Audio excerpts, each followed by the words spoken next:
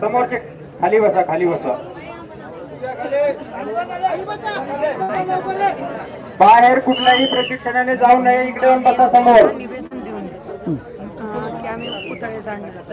सध्या तुमची सगळ्यांची इथं असण्याची गरज आहे. थोडा वेळ बसा. प्रतिनिधी आले नाहीत, सत्ताधारी प्रशासन सुद्धा नाही.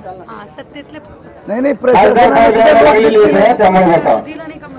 दिलंय ना सगळं, पण अजून डॉक्टर आला नाही इथे तपासायला.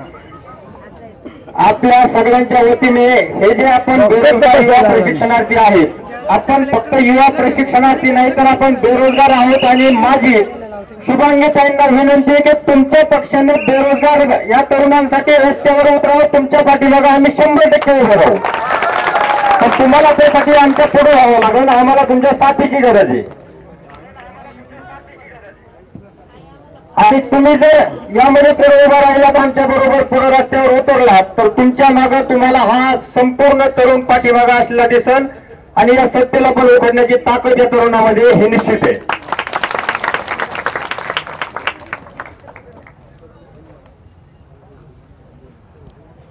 त्याचबरोबर ताई, आपला जो मराठीचा मुद्दा, आपण शिवसेना असो मनसे असो, नेहमी मराठीचा विषय आला की आम्ही तुमच्याकडे पाहतो.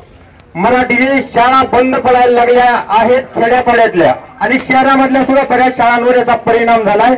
यामुळे मराठीच्या मुद्द्यासाठी तरी तुम्हाला याच्यावर रस्त्यावर उतरण्याची वेळ आहे.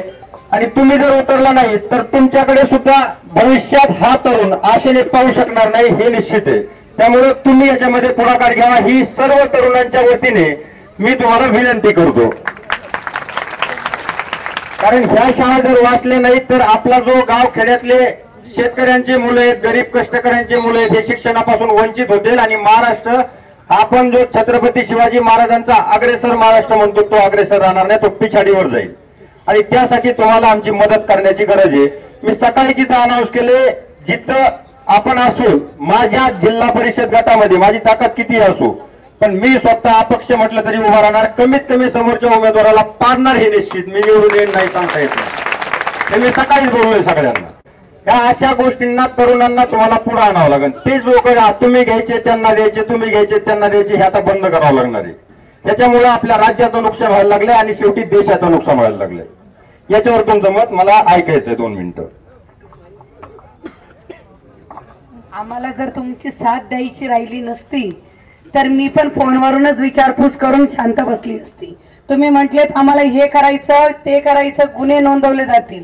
मी काय म्हटले, मी गुन्हे अंगावर घ्यायला पण तयार आहे. मग दादा, हे माझ्या राज्यासाठीच आम्ही करतो आहोत.